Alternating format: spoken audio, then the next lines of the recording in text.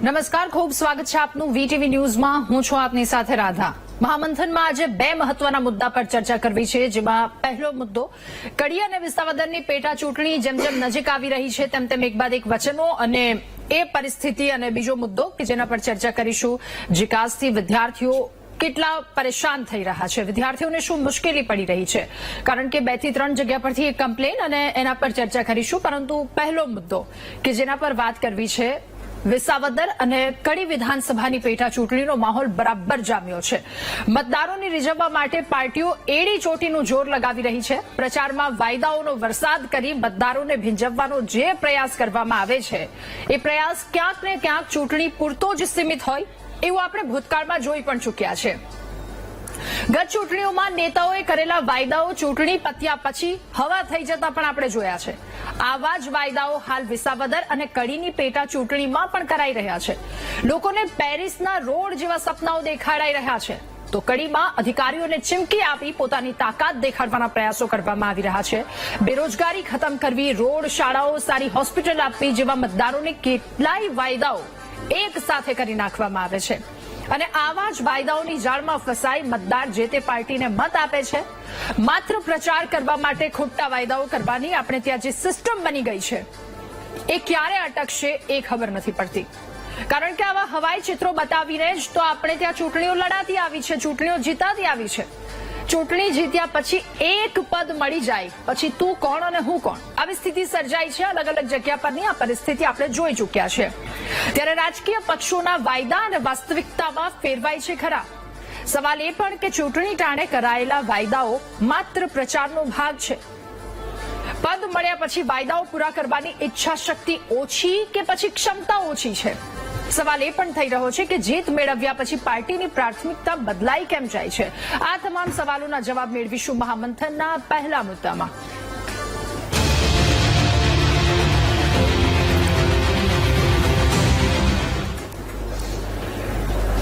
તો કડી અને વિસાવદરની પેટા ચૂંટણીનું રણશીંગુ ફૂંકાતાની સાથે તમામ પક્ષોએ તૈયારી શરૂ કરી દીધી છે.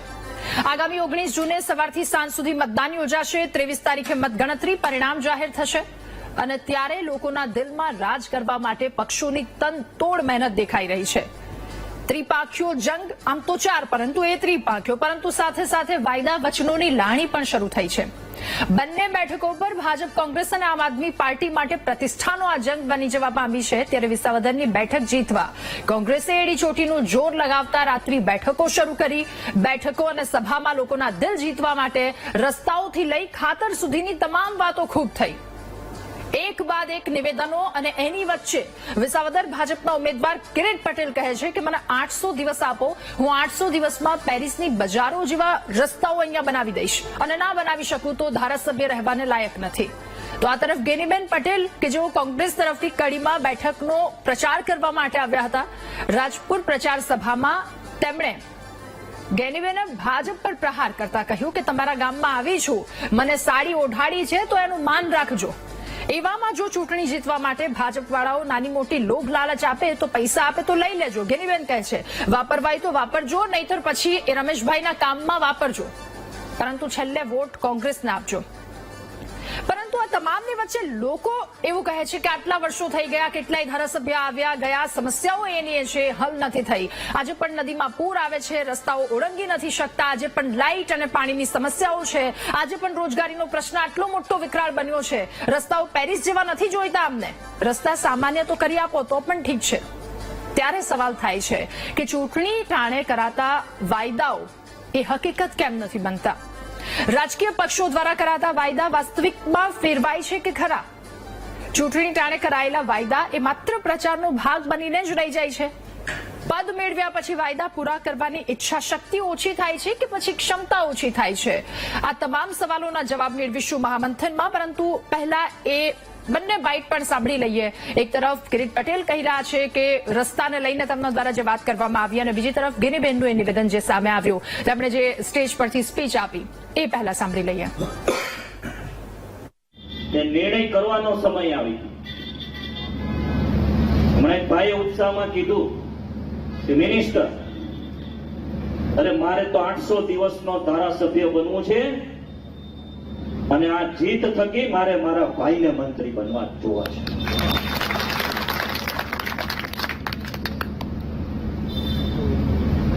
ખાલી 800 દિવસ તમે મને આપો. 800 દિવસની અંદર તમને એમ ન થાય કે પેરિસની બજાર જેવા જો રસ્તા ન બનાવી દઉં તો ધારાસભ્ય તરીકે લેવાને હું લાયક નથી. ભાજપ વાળા કઈ નાના મોટી લોભ લાલચો ને કઈ પૈસા ના હું બધું કરે તો કઈ એ કઈ આઈડા રાયડું વેચીને કે મજૂરી કરીને ભેગા કરેલા નથી. આલે તો લઈ લેતું, વાપરો હોય તો વાપરજો, અને ના વાપરો તો રમેશભાઈના કામમાં વાપરજો, પણ વોટ કોંગ્રેસને આપજો. ક્યાંક ભારતીય જનતા પાર્ટીના પ્રેશરમાં આવીને ક્યાંક તમારે 2 નંબરના ધંધાની છૂટ મળે એના માટે, ક્યાંક તમને સારું પોસ્ટિંગ મળે એના માટે, અને કોઈ પણ પ્રકારના લોભ લાલચમાં અને દબાણમાં સરકારના આવીને કોંગ્રેસના કોઈ કાર્યકરને વહીવટી તંત્ર પોલીસે હેરાન કરવા માટેનો પ્રયત્ન કર્યો તો એના માટે જ્ઞાનીબેનને બળદેવજી આ તમારા બધા માટે કરીને એના માટે લડવા માટે સક્ષમ છે. તો અમે વિકાસ કરીશું, સાડી આપી છે, પહેરાવી છે, એનું માન રાખજો. અને બીજી તરફ રસ્તાઓની વાત, આ તમામ વાતો તો સાંભળી, પરંતુ સામેના પક્ષે જનતા શું કહી રહી છે, લોકોના મનમાં શું છે, એ પણ એકવાર સાંભળી લઈએ. અમારા કડી શહેરની પ્રગતિ થાય, રોડ રસ્તા સારા થાય, બાળકોના શિક્ષણ કાર્યમાં વધારે ને વધારે જે કેન્ડિડેટ ચૂંટાઈને આવે એ વધારેમાં વધારે રસ લે. પછી જે રોજગારી છે એ રોજગારીની તકો સાંપડે. પછી એના સિવાય તો ઘણા બધા પ્રશ્નો છે, પણ એ પ્રશ્નોનો ઉકેલ આવે, એનું કઈક જે આ બધી સમસ્યાઓ છે એ સમસ્યાનું સમાધાન થાય, એનું નિરાકરણ થાય એવો ઉમેદવાર અમારે જોઈએ છે. રાજાશાહીના 70-75 વર્ષ વયા ગયા, હજી રોડ બન્યા નથી, અને પેરિસ જેવા રસ્તા કરવાની વાતો કરે છે. અમારે પેરિસ જેવા રસ્તા નથી જોતા, અમારા 3 ગામને ખાલી રોડ કરી દો તો સારું છે. અત્યારે ભેસાનો રોડ કોંગ્રેસ વખતમાં થયેલો હતો, બરોબર છે, ઈ પણ અત્યારે હાલે એવો નથી. અમારા ગામની આવડી બધી તકલીફ છે, અને તમે પેરિસ જેવા રસ્તાની વાતો કરો છો. એ તમારે કરવાનું ઈ કરો, અને તમે અત્યારે ગામમાં આવી શકતા નથી. શેના કારણે તમે નથી આવતા? તો લોકોના મનમાં શું છે, અને લોકો ફરી એકવાર આ બંને જગ્યા પર સત્તાના સિંહાસન પર કોને બેસાડવા જઈ રહ્યા છે, તો આગામી 19 અને 23 તારીખ જ જણાવી શકવાની છે. અને કઈ પાર્ટી કે જેમને આ પ્રતિનિધિત્વ કરવાનું લોકો તક આપશે તો આગામી સમય બતાવશે. મહામંથનમાં અત્યારે આપણી સાથે ગેસ્ટ પેનલમાં હાલ ભાજપથી ઘનશ્યામભાઈ ગઢવી આપણી સાથે જોડાયા છે, સાથે કોંગ્રેસથી નાગજીભાઈ દેસાઈ આપણી સાથે જોડાયા છે, રાજકીય વિશ્લેષક આપણી સાથે છે, રાજેશભાઈ ઠાકર આપણી સાથે જોડાયા છે. આપ સૌનું સ્વાગત છે મહામંથનમાં. શરૂઆત મારે રાજેશભાઈ આપનાથી કરવી છે. રણશીંગુ ફૂંકાતા ત્રણેય પાર્ટી એક્ટિવ મોડમાં લોકોના દિલ જીતવા માટે તત્પર, એક બાદ એક સભાઓ કરવામાં આવી રહી છે, રાત્રિ સભાઓ. આ તરફ નેતાઓ દ્વારા અપાતા નિવેદન અને સામેની તરફ લોકો દ્વારા જે નિવેદન આપવામાં આવ્યું, આ બંને વચ્ચેનો તફાવત. અને સાથે સવાલ એ પણ પૂછવો છે કે 180 વિધાનસભાનો એટલો બધો વિકાસ થઈ ગયો છે કે હવે ખાલી આ 2 ઉપર જ ફોકસ કરવાનું છે, શું કહેશો આપ? વિષય છે જે આપણે બંને પાર્ટીના પ્રતિનિધિઓને સાંભળ્યા કે ત્યાંની પ્રજાને સાંભળી, એની વચ્ચેથી એક વાત નીકળે છે કે આજે પણ જો આપણે રોડ રસ્તાના નામે વોટ માંગવાના હોય એનો મતલબ એ થયો કે પાછળના વર્ષોની અંદર એ કામ થયું નથી. જેમ એક મતદાર બેન કહી રહ્યા હતા કે ભાઈ સમસ્યાઓ તો ઘણી બધી છે, એમણે શિક્ષણની વાત કરી, રોડ રસ્તાની વાત કરી, એમના વિસ્તારના વિકાસની વાત કરી. બીજી તરફ મુદ્દાઓ, રાજકીય મુદ્દા શું સાંભળવા મળ્યા આપણને? તો એક ઉમેદવાર એવું કહે છે કે મને ચૂંટણી જીતાડો તો મારા ભાઈને મિનિસ્ટર બનાવો. એને પ્રજા માટે પેરિસના રોડની વાત કરી, પણ એની સાથે બીજી જે વાત કરી એ વાત એક વ્યક્તિની રાજકીય મહત્વાકાંક્ષાને સંતોષવા માટે, કોઈ ડીલ છે કે કેમ એમના પ્રભારી બનાવવા માટે, કે ભાઈ એ જીતે તો તમને મંત્રી બનાવીશું, ના જીતે તો નહીં બનાવીએ, એ પાર્ટીનો અંદરનો વિષય હોય, પણ એ વાત ત્યાંથી ઉજાગર થઈને બહાર આવે છે. બીજી તરફ જે જ્ઞાનીબેન કહી રહ્યા છે, એ જ્ઞાનીબેન એક અનૈતિક રીત રસમો જે ચૂંટણીની છે, જેની સામે રાજકીય પક્ષોએ લડવાનું હોય, જાહેર જીવનમાં પડેલા વ્યક્તિઓએ આ પ્રકારના જે દૂષણ છે, દૂષણનો ઉજાગર કરવાના હોય, કાયદાની અંદર કે સંવિધાનની અંદર જે એની પ્રક્રિયા છે, પ્રક્રિયા અનુસાર આ પ્રવૃત્તિ કરનારા લોકોને એમ કે પકડાવવાના હોય. એના બદલે એ કહી રહ્યા છે કે પૈસા લઈને આવે તો તમે લઈ લેજો, વાપરજો, ના વાપરી શકો તો અમારા ઉમેદવાર માટે વાપરજો. એટલે ભારતીય જનતા પાર્ટીનો એક તરફ એ કહી રહ્યા છે કે અનીતિનો પૈસો છે, કોઈ મહેનત કરીને લાયેલો પૈસો નથી. એ અનીતિનો પૈસો કોંગ્રેસને પોતાના ઉમેદવાર માટે લોકો વાપરે તો એ પસંદ છે. એનો મતલબ કે ત્યાં પણ જે વાત આવી એની અંદર પ્રજાના મુદ્દાની કોઈ વાત આવતી નથી. આ જે બંને પેટા ચૂંટણી થઈ રહી છે એમાં એક કડી એવો વિસ્તાર છે કે જેની અંદર એમના ધારાસભ્યનું અવસાન થયું વચ્ચે અને એના કારણે એક નૈસર્ગિક રીતે ત્યાં આગળ પેટા ચૂંટણી આવે કે સીટ ખાલી પડી હોય ત્યારે.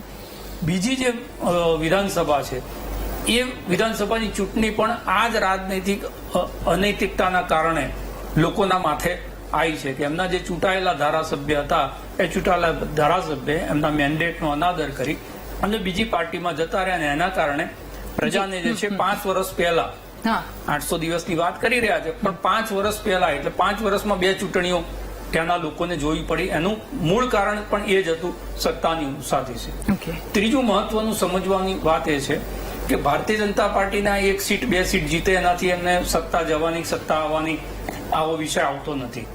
કોંગ્રેસ જે છે, કોંગ્રેસની અત્યારની જે સ્થિતિ છે એમાં કોંગ્રેસ માટે આ 2 સીટ જીતવી એ એમને એક પ્રાણવાયુ મળે એ પ્રકારની પરિસ્થિતિ છે. એટલે એક તરફ શાખનો જંગ છે, એક તરફ અસ્તિત્વનો જંગ છે. આ બંને તરફનું આ વાત છે. નાજીભાઈ, હવે આપની પાસે ગેનીબેન દ્વારા જે નિવેદન આપવામાં આવ્યું, સામેના પક્ષનું નિવેદન, પહેલા તો આપ શું કહેશો? તૈયારી કેવી, લોકો શું કહી રહ્યા છે, ગ્રાઉન્ડ રિયાલિટી શું, બધી જ વસ્તુ શું કહેશો આપ? ગેનીબેને કહ્યું કે ગેનીબેનના શબ્દો ચોક્કસ મોઢેથી નીકળ્યા છે, પણ ભૂતકાળની ચૂંટણીમાં ભાજપ વાળા કરે સાહુકારી, દારૂ વેચે, પૈસા વેચે તો એની પર કોઈ પોલીસ કેસ થતો નથી. અને જો આ જગ્યાએ કોંગ્રેસનો કાર્યકર ક્યાંક નાની મોટી ભૂલથી પકડાય તો બધી કલમો એમાં નાખી દે અને એ લોકોને જે પણ અસામાજિક પ્રવૃત્તિ કરી હોય કરી શકે એનું ગુજરાત સાક્ષી છે, વીટીવીના દર્શકો સાક્ષી છે અને આપણે બધા જોઈએ છે કે એમની પર કાંઈ ન થાય, ભાજપ વાળા બધું જ કરી શકે. ગેનીબેનનો કહેવાનો ભાવાર્થ એ હતો કે આ લોકો આવું કરવાના જ છે. પાણી પેલા વાળ કોઈ બી રાજકીય માણસ હોય એની પાર્ટી માટે એની લાગણી હોય, પ્રજાને આ લોકો ભરમાવશે, આ કરશે. એટલે ગેનીબેનનું જે ભાષણ હતું એ પ્રજાને સાવચેત કરવાનું હતું. વાત રહી રાજેશભાઈએ ઔદ્યોગિક વાત કરી કે ભાઈ લોકોની માંગણી છે કે આમ છે તેમ છે. કોંગ્રેસે ખાસ કરીને કોંગ્રેસે જે દેશને અને ગુજરાતને આપ્યું છે એ પ્રાણવાયુ કોઈ ના આપી શકે. વાત કરીએ કડી કલોલની તો ઔદ્યોગિક વિસ્તાર કડી કલોલમાં કોંગ્રેસ લાવી. આજે કડી કલોલમાં આજે હું કડીથી સીધો અહીંયા આવ્યો છું.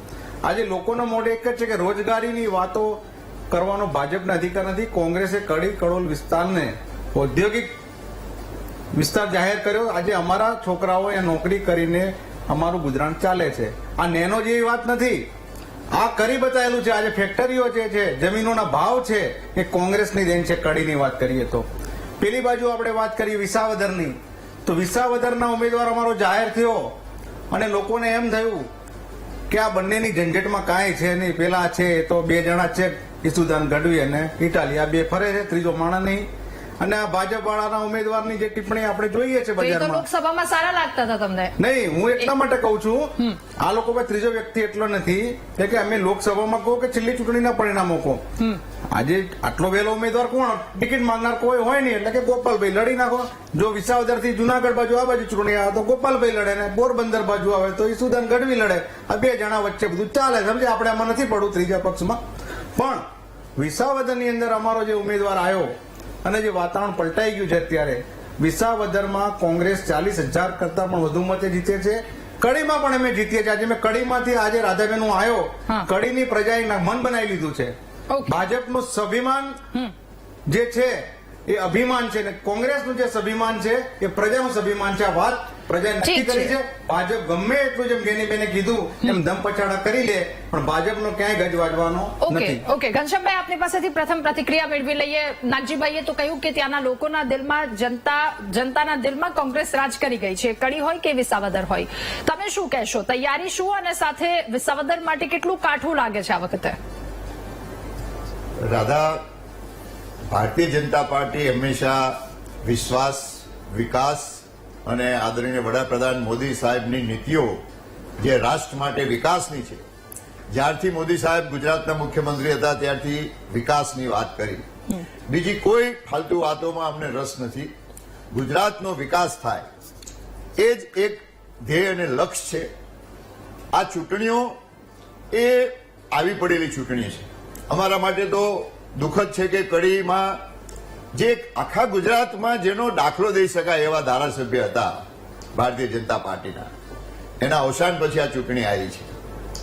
અને વિસાવદરની ચૂંટણી એ પણ આમ આદમી પાર્ટીના ધારાસભ્ય હતા, એને એવું લાગ્યું કે આ જુઠ્ઠાણું ફેલાવતી ફેક્ટરી આમ આદમી પાર્ટીના પાપમાં વધારે મારે ભાગીદાર નથી રહેવું, એટલે એમને એમાંથી રાજીનામું આપ્યું અને એ પણ ચૂંટણી આવી પડેલી છે. ભારતીય જનતા પાર્ટી ઉપર છેલ્લા વર્ષોથી 30 વર્ષથી જે ગુજરાતની જનતાએ પ્રેમ આપ્યો છે, વિધાનસભા હોય, લોકસભા હોય, લોકસભાની સાથે 5 વિધાનસભાની ચૂંટણીઓ થઈ હતી રાધા છેલ્લે, ત્યારે પણ જે ખોબે ને ખોબે ભરીને એ વિસ્તારના લોકોએ ધારાસભ્યોને મત આપીને ચૂંટ્યા છે, એ જ ભારતીય જનતા પાર્ટી તરફનો પ્રજાનો વિશ્વાસ, આદરણીય વડાપ્રધાનની નીતિઓ અને આ ગુજરાતના મૃદુ અને મક્કમ મુખ્યમંત્રી અને સી.આર. પાટીલ સાહેબે જે એમ કહેવાય કે આખી પૃથ્વીને 6 વખત ચક્કર મારી શકાય એટલો જેનો સતત પ્રવાસ અને પ્રચાર હતો, એ પ્રચારને પ્રવાસના કારણે જે ગુજરાતની જનતા ભારતીય જનતા પાર્ટીના ઉપર વિશ્વાસ મૂકે છે અને ભારતીય જનતા પાર્ટીનો કાર્યકર 24 કલાક જે મહેનત કરે છે, એની મહેનતને સામે જોઈ અને ગુજરાતના વિકાસને જોઈને તમામ ક્ષેત્રે ઔદ્યોગિક વિકાસ હોય કે કૃષિ વિકાસ હોય, એ ભારતીય જનતા પાર્ટીના સમયમાં જે થયો છે, એટલે છેલ્લા 28 વર્ષથી આ ગુજરાતની જનતા ખોબે ને ખોબે જે મત આપે છે, એટલે અમને કોઈ શંકા નથી કે ક્યાંય અમે કોઈ એક ચૂંટણી હારીએ. આમાંથી સારામાં સારા મતેથી જીતશું. સામે કોઈ અત્યારે તો કોઈ પણ ચૂંટણી એને અમે હલકી લેતા નથી, પણ સામે એવા ઉમેદવારો કોઈ હજુ દેખાતા જ નથી કે જે ભારતીય જનતા પાર્ટીની સામે લડી શકે. કોંગ્રેસે તો અત્યારથી જ મને એવું લાગે છે કે હથિયાર હેઠા મૂકી દીધા હોય એવું લાગે છે, કે દેખાતી જ નથી. અને એમની જૂની પુરાણી એક જ ફરિયાદ કે તંત્રનો ભાજપ દુરુપયોગ કરે છે, પૈસા આપશે. અરે પૈસા આપે અને તંત્રનો દુરુપયોગ કરીને 30 વર્ષ સુધી શાસનમાં ના રહી શકાય. પ્રજાના કામ કર્યા હોય, પ્રજાનો વિશ્વાસ હોય, પ્રામાણિકતા હોય, નિડર નેતાઓ હોય, તો જ સતત તમને લોકો મત આપે. એટલે ભારતીય જનતા પાર્ટી એના કામના કારણે, લોકોના વિશ્વાસના કારણે ચૂંટાવાની છે, એમાં બે મત નથી. ઘનશ્યામભાઈ, નાગજીભાઈ, મારે આપને બંનેને એક પ્રશ્ન કરવો છે કે આઝાદીના આટલા વર્ષો, હમણાં જ આપણે એક વ્યક્તિનું નિવેદન સાંભળ્યું, ત્યાંના જે સ્થાનિક હતા, એમણે કહ્યું કે આટલા વર્ષો વીતી ગયા અને હજી રોડ રસ્તાની વાત કરવી પડે છે. એમને બેરોજગારીની વાત, શિક્ષણની વાત, એ કોલેજની વાત હોય, શાળાની વાત હોય, આ બધી જ વસ્તુ, હજુ પ્રાથમિક સવાલો, એટલે ઘણા બધા સવાલ થઈ રહ્યા છે. હજુ તો એ વાવની પેટા ચૂંટણી હતી ત્યારે જે વાયદા વચન આપવામાં, અત્યારે તો કદાચ ત્યાં જઈને એમ પૂછવાની જરૂર, શું પાણી આવી ગયું તમારે ત્યાં? અત્યારે કોઈ નેતાના આંટાફેરા થાય છે તો એ પ્રાથમિક સુવિધા ક્યાંક નથી આપવામાં આવતી અને બીજી બધી વાતો કરવામાં આવે છે. મારે આ પરિસ્થિતિ શું રહેશે આ વખતે? ઘનશ્યામભાઈ, પહેલા આપની પાસેથી, પછી નાગજીભાઈ આપની પાસેથી આ વાતનો જવાબ મેળવી લઈએ. રાધા, ઘરે ઘરે નળથી જળ હોય, શૌચાલય હોય, ગામડાઓમાં રોડ, રસ્તા, આરોગ્યની સુવિધાઓ, લાખો રૂપિયાના સરકારી દવાખાનાઓમાં અને બીજે લોકોને રાહત આપવાની 5 લાખ સુધીની હોય, 10 લાખ સુધીની હોય, સિનિયર સિટીઝન હોય, તમામને આરોગ્ય ક્ષેત્રે તમામ યુનિવર્સિટી, કોલેજો, શૈક્ષણિક સંસ્થાઓ વધી. ગુજરાતમાં રાજકોટમાં એમ્સ આવ્યું, ગાંધીનગરમાં IIT આવી, યુનિવર્સિટીઓ વધી, કોલેજો વધી અને આ તમામ વિકાસ ભારતીય જનતા પાર્ટીના સમયમાં થયો છે. તમામ રોડ રસ્તાઓ 6 લેનો થઈ રહ્યા છે. જેમ જેમ આ રાજ્યની વસ્તી વધે તેમ થોડા પ્રશ્નો આવે, પણ એની સામે એટલી જ સગવડો આપવાની ભારતીય જનતા પાર્ટી કોશિશ કરે છે અને કરી રહી છે. જી ઘનશ્યામભાઈ, વિકાસને તો હું માનું છું, પણ કડી અને વિસાવદરમાં આગામી સમયમાં એ પ્રકારનો વિકાસ થશે કે કેમ, એક સવાલ. નાગજીભાઈ, હવે આપની પાસેથી આ જ વાતનો જવાબ મેળવી લઈએ, કારણ કે 2012 પૂર્વ ધારાસભ્ય હતા રમેશભાઈ ચાવડા ફરી એકવાર મેદાને ઉતાર્યા છે, તો ત્યારે તો જનતાએ મોકો આપ્યો હતો, ફરી એકવાર આપ્યો છે, તો એ પરિસ્થિતિમાંથી કેમ બહાર ન કાઢી શક્યા? એ તો હું તમને જવાબ આપું ને. ઘનશ્યામભાઈ તો ખાલી એટલું જ બાકી રાખ્યું કે હવે ભાજપ વાળા કોઈના ઘરે રોટલા શાક ને દૂધ આપી આવે, એટલું જ બાકી. 80 કરોડ લોકોને દેશમાં, નાગજીભાઈ, 80 કરોડ લોકોને ભોજન આપવામાં આવે છે. તમારા વચ્ચે ક્યાં બોલ્યો છું? 80 કરોડ ને આપવામાં આવે. મેં એમ કહું છું કે ખાલી એટલું જ બાકી રહ્યું કે ટિફિન મોકલવાનું રહ્યું, બાકી તો બધું અમને બનાવી નાખ્યું. કોંગ્રેસે તો 70 વર્ષમાં કઈ કર્યું જ નથી. શાળા, કોલેજ આ લોકોએ ખાનગી કરીને, અમે સરકારી કરી. ઘનશ્યામભાઈ, થોડુંક વિચારજો આ લોકો ડિબેટમાં પ્રજા આપણને જોતી હોય છે, એટલે આપણે જયારે બોલતા હોઈએ ત્યારે એવું ન થવું જોઈએ કે ખાલી ભાજપ હું કોંગ્રેસ કરું. થોડુંક સાચું સારું, આપણી ભાજપમાં તમારી પ્રગતિ અમે ઈચ્છીએ છીએ, પણ સારું સાચું થોડું માનવતા રાખવી જોઈએ. રમેશભાઈ એવા વ્યક્તિ છે કડીમાં કે આજે એનું નામ જાહેર થયું, વિસાવદરમાં અમારા નીતિનભાઈનું નામ જાહેર થયું, આજે અઠવાડિયું થઈ ગયું, આટલી ટિપ્પણી નથી બજારમાં. અને ભાજપનું તો આપણે જોઈએ જ છીએ કે કોઈ વાળા વ્યક્તિગત કોઈ ઉમેદવારનું નામ નથી લેવું, કેટલી બધી ટિપ્પણી થઈ. હંમેશા જીવન જરૂરિયાત નીચેની પ્રજાની વાત એ કોંગ્રેસ જ કરી શકે. ભારતીય જનતા પાર્ટી આ વિજયભાઈ રૂપાણી વખત શીખર કેવું તો બોલતા. નાગજીભાઈ આપને સમય આપ્યો તો ને જનતાએ. નાગજીભાઈ 2012 ની વાત, ચલો આપણે એ ખાલી એક જ વખત એક ટર્મ ની વાત કરી લઈએ તો રોડ રસ્તા કેમ ન થયા, તો કેમ હજુ સમસ્યા આમની આમ છે? પણ હું એ જ કહી રહ્યો છું, ધીમે ધીમે એ વાત ઉપર પણ જઈ રહ્યો છું. પણ હું તો મારે ઘનશ્યામભાઈએ તડાકા ભડાકા કરી નાખ્યા, પણ ઘનશ્યામભાઈ એટલે મારે થોડો મારે એનો જવાબ ના આપું તો દર્શકોને એવું લાગે કે આ ભાજપવાળાની વાત સાચી હશે. એટલે હું તમારી 2 મિનિટ એટલે વધારે લઉં છું કે ઘનશ્યામભાઈએ જે વાત કરી એટલા માટે કે પહેલાના મુખ્યમંત્રી વિજયભાઈ રૂપાણી હતા, એને તો પારદર્શક વહીવટ, ભોળા ને સારા ને, અત્યારે ક્યાં મિલી આવ્યા? જ્યારે એમના પોતા પૂરા થઈ જાય ભ્રષ્ટાચારના, જે આપ ત્યાં લાડી કરી રહ્યા છો બંને પક્ષ દ્વારા, જે કોઈ પણ પક્ષ ત્યાં છે, સીધા વિકાસની વાત કરીએ. હું એટલા માટે કહું છું કે હું પાયાની વાત કરવા માંગુ છું. પ્રજા વીટીવી ના દર્શકોને મારી વાત એટલા માટે ગમતી હશે કે હું કઈ મારા ઘરનું નથી બોલતો, આ ભાજપવાળાના મોઢે બોલેલું હું બોલું છું. પારદર્શક વહીવટ, આ વહીવટ. આજે કે અમારા ભાજપના કાર્યકરો બહુ કામ કરે છે, 100 કરોડનું કામ હમણાં કરી નાખ્યું, એક મિનિસ્ટરના દીકરાએ. આવા બધા કામો તમારા ભાજપવાળા કરે છે. શરમ આવી જોઈએ તમને કે તમે કયા મોઢે ભાજપના કાર્યકર કોન્ટ્રાક્ટ લઈ લે. એક ખાતાનો એનો પપ્પા મિનિસ્ટર હોય, 100 કરોડનું કોંભાળ કરે, જેલમાં જાય. આ બધી વાત કરો ને, પ્રજાના પૈસા છે. આ ટોપિક નથી ને, નહીં, ટોપિક એટલા રાજકારણ તો આજે યુપીએ સરકારમાં જેટલા જેલમાં ગયા હતા એની વાત કરીશ. તમારી વચ્ચે નહીં બોલો ઘનશ્યામભાઈ. હું પછી તમે એવી વાત કરશો તો યુપીએ સરકારમાં કેટલા લોકો જેલમાં હતા, કેટલા મિનિસ્ટર જેલમાં હતા એની વાત કરીશ. આ ભાજપ જે જૂની ભાજપની રણનીતિ છે એમાં ક્યાં તમે ડૂબી ગયા? ખોટું સાંભળવાની તૈયારી રાખો. તમે સત્તામાં છો, તમારાથી ન થતું હોય સત્તા મૂકી દો, પણ સાંભળવાની તૈયારી ઠીક રાખવી છે. જોઈએ. નાગજીભાઈ ભાજપ પર આક્ષેપ જ કર્યા, મેં જે સવાલ પૂછ્યો એ સવાલનો જવાબ આપને આપ્યો. 2012 રમેશભાઈની ચૂંટણીનો એ પણ હું જવાબ આપવાનો છું. તો please પણ મારે એટલા જલ્દી માટે જવાબ આપવો પડે રાધાબેન કે ઘનશ્યામભાઈને એમ ના થાય કે દર્શકોને એવું ના થાય કે ભાજપવાળા જે બણકા ફૂકે છે એટલે પ્રજા પછી મને કાલે ફોન કરશે કે ઘનશ્યામભાઈએ કીધું તમે 100 કરોડનું કેમ ના બોલ્યા. આ રીતના કાર્ય કરીને મને એટલે કેવું પડે છે. 2012 થી વાત કરીએ. મારે એવું કેવું સોનિયા ગાંધી, રાહુલ ગાંધી ઉપર કેસ ચાલે છે. હું તમારી વચ્ચે નથી બોલ્યો. એમ નહીં, તમે એમ કહો કે ઘનશ્યામભાઈ એવું કીધું તમારી વચ્ચે તો મારે સોનિયા ગાંધી, રાહુલ ગાંધી અત્યારે જામીન ઉપર છે એવું કેવું? તમારો વારો ઓકે, આવશે. ઘનશ્યામભાઈ, આપણે સાંભળી લઈએ તમારી નાગજીભાઈને. પાસે ઘણો વારો આવશે. હા. રમેશભાઈ એવા વ્યક્તિ છે કે આજે સોબર વ્યક્તિ, આજે લોકોને એમ થાય કે આવા લોકો રાજકારણમાં જોઈએ. 2012માં ચૂંટણી જીત્યા છે ત્યારે કડીની પ્રજાએ જે એમને કામ સોંપ્યા કર્યા છે. સ્વાભાવિક છે કે 2017માં કોઈ ભ્રામક પ્રચારમાં ભાજપમાં એમની હાર થઈ, પણ આજે પણ હું તમને કહું કે આજે હું રમેશભાઈની સાથે હતો. રમેશભાઈનો જે આવકાર જોઈને ભાજપના ઉમેદવારની જે મગરના આંસુ સારતા વિસ્તારની અંદર મેં સ્થિતિ જોઈ આજે કડીમાં, મને એમ થયું કે રમેશભાઈ જીતવા અતિ ભારે લીડથી જીતશે.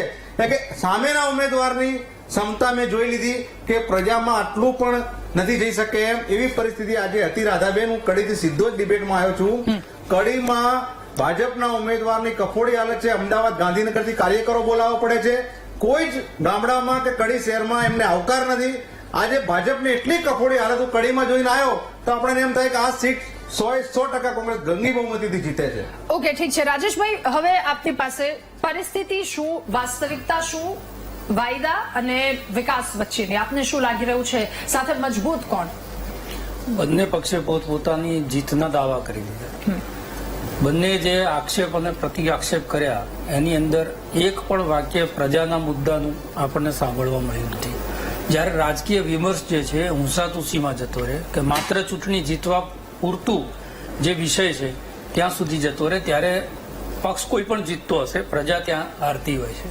અને એટલે તમારો સવાલ બહુ જ વ્યાજબી છે, બહુ પોઈન્ટેડ છે, જેનો જવાબ અત્યાર સુધી આપણને મળ્યો નથી કે દરેક ચૂંટણીની અંદર 5 વર્ષે, 10 વર્ષે, 15 વર્ષે એની જે સમસ્યાઓ છે, એના જે પ્રશ્નો છે એ પ્રશ્ન બદલાતા કેમ નથી? રાજકીય પક્ષોના જવાબ બદલાઈ જાય છે દરેક વખતે, કોંગ્રેસ છે એ ભારતીય જનતા પાર્ટી ઉપર આક્ષેપ કરશે, ભારતીય જનતા પાર્ટી કોંગ્રેસના શાસનને જે છે એ બતાવશે. બંને એકબીજાની તુલના કરવાની અંદર પ્રજાના જે મૂળ પ્રશ્નો હોય છે એ પ્રશ્નો, અને એટલા જ માટે આ બંને વિધાનસભા એવી છે આમ જોવા જઈએ તો કે જે વિધાનસભા કોઈ પણ એક રાજકીય પક્ષના ખૂંટે બંધાયેલા મતદારો આપણને જોવા મળતા નથી, ના કડીમાં ના વિસાવદરમાં. તમે વિસાવદરમાં જુઓ તો જેપીપીને પણ એમણે ચૂંટણીમાં જીતાડ્યા છે.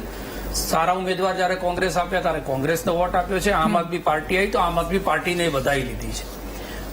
તો એનો મતલબ એ થયો કે એ લોકો એવા વ્યક્તિઓને ઈચ્છે છે કે જે એમના માટે લડે, એમની જે સમસ્યાઓ છે એનું સમાધાન કરે. પાર્ટીઓ બદલી અને એ લોકો એ પ્રયત્નની અંદર છે. કડીની અંદર પણ 2012માં તમે જેમ કીધું એમ કોંગ્રેસ ત્યાં આગળ સત્તામાં હતી, એના પછી ભારતીય જનતા પાર્ટી હતી, કરશનભાઈનું અવસાન થઈ ગયું એટલે આ ફરી પેટા ચૂંટણી આવી છે. એટલે ચૂંટણીઓ બદલાય છે, ઉમેદવારોના નામ બદલાય છે, પાર્ટીઓની હાર જીત બદલાય છે, પણ પ્રજાની પરિસ્થિતિ બદલાય છે કે કેમ, આ જે સૌથી મોટો સવાલ છે એનો જવાબ આપણને મળતો નથી. જો એ જવાબ મળતો હોત તો આપણે આ બધી જે સમસ્યાઓ છે, નળ, રસ્તા, બેરોજગારી, ત્યાંનો વિકાસ, આ બધામાંથી બહાર નીકળી જવા જોઈએ. અને એમાં ખાસ કરીને ઘનશ્યામભાઈ ઉપર સવાલ વધારે એટલા માટે કરવા પડે કે 30 વર્ષથી તમારું શાસન છે. વિપક્ષમાં કયો ધારાસભ્ય છે બહુ મહત્વનું નથી, કારણ કે વિપક્ષનો ધારાસભ્ય હોય એટલે ત્યાં આગળ વિકાસના કામો ના કરવા, એ જો નીતિ હોય તો એ નીતિ પણ ખોટી છે. એટલે ધારાસભ્ય કોઈ પણ પક્ષનો હોય, કોઈ એક વિસ્તાર એ વિકાસના ફળોથી વંચિત રહી જતો હોય અને એના માટે તમારે સત્તામાં હોવા છતાં વાયદા કરવા પડતા હોય કે અમે આટલા કામો પૂરા કરી દઈશું, ગામવાળાને મત નહીં આપવા માટેના બોયકોટ કરવા પડતા હોય, ઉમેદવારોની સામે નારાજગી વ્યક્ત કરવી પડતી હોય, એ જો સ્થિતિ થતી હોય તો એ સ્થિતિનો ઉકેલ તમારે લાવવો પડે. ચૂંટણી જીત્યા પછી મતદારોના દિલ જીતવા માટે તમારે જે કરવું છે, મતદારોનો જે છે એ પરિસ્થિતિ બદલવાની હોય. એ પરિસ્થિતિ ના બદલાતી હોય ત્યારે ક્યાંક ને ક્યાંક એવું લાગે કે પક્ષ કોઈ પણ જીતશે, કોંગ્રેસ જીતી જાય કે ભારતીય જનતા પાર્ટી જીતી જાય કે આમ આદમી પાર્ટી જીતી જાય. શું પ્રજા એ ચૂંટણીની અંદર જીતે છે કે હારે છે? પ્રજા ત્યારે જ જીતે કે જયારે 5 વર્ષ પહેલા આપેલા વાયદા અને વચન પ્રમાણે પ્રામાણિકતાથી, પારદર્શિતાથી ત્યાં આગળ કામ થયું હોય અને એ કામનો હિસાબ લઈને તમે જાઓ. આજે કામનો હિસાબ આપવાના બદલે બંને જણા એકબીજા ઉપર ભ્રષ્ટાચારના આરોપ, બંને વ્યક્તિગત આરોપ, પક્ષની વાત કરવાની, આ કોઈ રાષ્ટ્રીય ચૂંટણી કે રાજ્યની ચૂંટણી છે નહીં. આ માત્ર ને માત્ર 2 વિસ્તારના પ્રતિનિધિઓને ચૂંટવા માટેની ચૂંટણી છે. એટલે તમામ મુદ્દાઓ જે છે 2 વિસ્તાર પૂરતા સીમિત રહેવા જોઈએ. ઘનશ્યામભાઈ, ફરી એકવાર આપની પાસે જે ગેનીબેને વાત કરી એ સ્વતંત્ર ચૂંટણીને લઈને પણ તેમના દ્વારા વાત કરવામાં આવી અને સાથે અધિકારીઓ અને પોલીસ પર પણ ક્યાંક ચાબખા માર્યા છે એ વાત પણ તેમણે કરી છે. એટલે આ પરિસ્થિતિ, આ નિવેદન પર શું કહેશો? સાથે એ પણ પૂછવું છે કે જે રૂપિયાની લાણી કરવાની વાત, એ નિવેદન પર આપનું જે સ્ટેટમેન્ટ હોય, આપની જે વાત કરવી હોય, અને અંતિમ પ્રતિક્રિયાની સાથે એ પણ પૂછવું છે કે આટલા વર્ષો બાદ લોકો વિકાસના કામને લઈને હજુ પણ ઝંખી રહ્યા છે, રોડ રસ્તાને લઈને હોય, એ શાળાને લઈને હોય. શું આ બંને પર જનતા આપને જીતાડી દેશે તો બધા જ સવાલોનું સમાધાન આવી જશે? હું કોંગ્રેસને એવું કહું છું કે તમે ડોક્ટર ના બની શકો તો કમ્પાઉન્ડર બનો, કમ્પાઉન્ડર ના બની શકો તો કહીને પણ દર્દી ના બનો. દર્દી બનીને ફક્ત ફરિયાદો જ કરવી, જેમ રાહુલ ગાંધીએ અત્યારથી કહી દીધું કે હવે બિહારની ચૂંટણીમાં ચૂંટણી કમિશન ગોટાળા કરાવશે. એટલે તમે અગાઉથી હાર જોવો છો એટલે તમે બીજા બહાના બતાવો છો કે નિષ્પક્ષ ચૂંટણી થતી નથી, પૈસા વેચાય છે. તમે પણ મોટી રાજ્ય નેશનલ લેવલની પાર્ટી છો, તમારા પણ ત્યાં માણસો હશે, તમારા લોકોને રાખો બૂથ ઉપર કે ત્યાં ખોટું ના થાય, તમારા કાર્યકરોને રાખો, તમારા આગેવાનોને રાખો. પણ તમે ખોટું થતું નથી, તમે ખાલી અગાઉથી હારવાના છો એટલે આ બધા બહાના બતાવો છો. પૈસા આવશે, તંત્રનો દુરુપયોગ થશે. કોઈ આ ગુજરાતમાં તમે ક્યાં જોયું ક્યારે તંત્રનો દુરુપયોગ થયો? તમામ ચૂંટણીઓ એ પારદર્શી હોય છે અને આ ગુજરાતની જનતા ચૂંટે છે. આ ગુજરાતની જનતાનો વિજય થાય છે. જે ભારતીય જનતા પાર્ટીને મત મળે છે એ જનતાનો વિજય છે અને એ જનતાનું અપમાન છે તમે એમ કહેવું કે નિષ્પક્ષ ચૂંટણી નથી થતી, તમે તંત્રનો દુરુપયોગ થાય છે, પોલીસનો દુરુપયોગ થાય છે, પૈસા વેચાય છે. આ ગુજરાતના મતદારોનું અપમાન છે. રાધા, ઓકે, ઠીક છે. નાગજીભાઈ, આપની પાસે પણ અંતિમ પ્રતિક્રિયા અને સાથે એ પણ કે જો જનતાએ એમના દિલમાં કોંગ્રેસને બેસાડી દીધી તો બધા સવાલોનું સમાધાન આવી જશે? વાત એ છે કે અમે જનતાનું અપમાન ભાજપ વાળાના શિખર શું શીખવાડીને મોકલાય આ લોકો? કોઈ તંત્રનો વાત કોંગ્રેસ વિપક્ષ તરીકે રજૂઆત કરી એમાં જનતા માટે જ કરી હતો. આ જે ભાજપની માનસિકતા છે રાધાબેન, આ પ્રજા નથી ગમતી. ભલે હું તો કહું છું કોંગ્રેસ શાસનમાં, કોંગ્રેસ શાસનમાં જઈને પાછી ક્યારેક આવશે, ભાજપ ક્યારેય નહીં આવે. આ લોકોની માનસિકતા અભિમાનની છે. 100% અભિમાનની છે. તમે એમ કેમ નથી કહેતા કે ભાઈ તંત્રની ભૂલ હોય તો રજૂઆત વિપક્ષ કરવી જોઈએ? અને લોકો તો એવું બી કે સબળ વિપક્ષ હોવો જોઈએ, જ્યાં કોંગ્રેસી સરકાર છે ભાજપ વિપક્ષમાં મજબૂત હોવી જોઈએ. આ લોકોની માનસિકતા કેવી? અમે હાચા મત આપી દો, અમને મત આપો. અરે ભાઈ, પ્રજાની વાત સાંભળો. પ્રજાને Okay. રાજેશભાઈએ કીધું એમ પ્રજાના પ્રશ્નોને વાત કરો. તમારે માત્ર ભ્રામક પ્રચાર કરીને ચૂંટણીમાં તમે તમારું ભવિષ્ય પાર્ટીનું જોવો. હું હજી પણ કહું છું, આ VTV ને કહું છું, મારી આ શબ્દો લખી રાખજો કે કોંગ્રેસ સત્તામાં જઈને પાછી ક્યારેક આવશે, પણ ભાજપ ગયા પછી ક્યારેય નહીં આવે. એનું નામું નંખાઈ જશે. માત્ર જુઠ્ઠાથી આ ના ચાલે, વાતોથી પેટ ના ભરાય. જી, અત્યારે જી, કપોળી જી, હાલત છે પ્રજાની. કોઈ તમે રોજગારીની વાત નથી, કોઈ શિક્ષણ સસ્તું કરવાની વાત નથી, કોઈ એવા પાયાના પ્રશ્નોની વાત નથી કે જે રોડ રસ્તાની. આજે પેલા વિસાવદરમાં ભાઈએ કીધું કે અહીંયા કોંગ્રેસના વખતનો બનેલો રોડ છે, ભાજપે બનાવ્યો નથી. શરમ આવી જોઈએ ઘનશ્યામભાઈ, તમને પણ આ વસ્તુ જોઈને એમ થવું જોઈએ કે ભારતીય જનતા પાર્ટીને તમે કમલમમાં જઈને રજૂઆત કરો કે વિસાવદરના એક નાગરિક, હું તો કોંગ્રેસમાં છું, સ્વાભાવિક છે હું મારું કાણું કહું, ભાજપવાળા ભાજપનું કાણું ગાય. પેલા નેચરલી વ્યક્તિઓ કીધું કે કોંગ્રેસે બનાવ્યો તો એ રોડ જ છે. આનાથી મોટું VTV ના દર્શકોને અમે કયું પ્રૂફ આપી શકીએ? ઓકે, ઠીક છે. આભાર આપ સૌનો મહામંથનમાં અમારી સાથે જોડાવા બદલ, આ મુદ્દા પર ચર્ચા કરવા બદલ. તો બીજા મહત્વના મુદ્દા પર ચર્ચા કરીશું, પરંતુ એ પહેલા રોકાઈએ હાલ એક નાનકડા બ્રેક માટે.